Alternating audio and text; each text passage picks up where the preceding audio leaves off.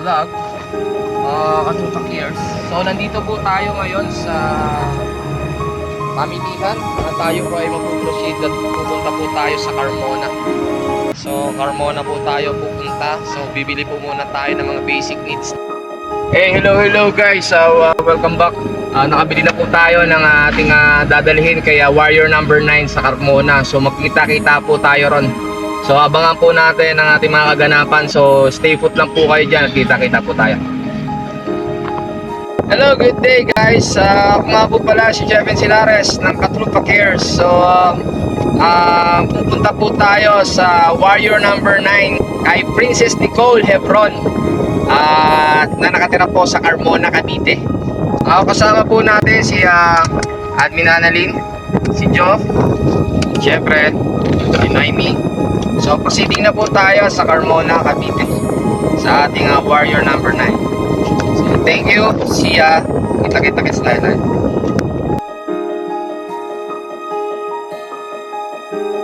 Hello guys, dito ako ngayon sa Carmona, Cavite together with the 9th Warrior na si Princess Nicole.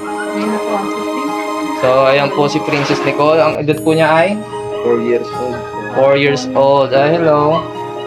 So guys, ito na po si Princess Nicole at ang kanyang mami na si Marisa Hebron. Marisa Hebron and Gilliard Constantino. So sila po yung ating 9th Warrior na pinuntahan. So patid po tayo ng tulong din para po sa kanila. Pakabilis po ng ating pusad. So ito rin, tanggapin nyo yung bigas galing sa Katrupa Cares. Ayan po.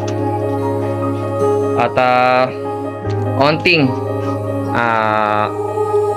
cash assistance para sa sa anak po ninyo. Maraming salamat po sa lahat ng Katrupa Cares at maraming salamat po sa lahat ng sponsor. Sana po hindi ko kayo magsasawang tumulong sa kakaya po namin ng nangangailangan. Maraming salamat po. God bless po. Early Merry Christmas po sa inyo. Maraming salamat po sa Cares po sa pinginutulong para sa amin na maraming salamat po. Merry Christmas.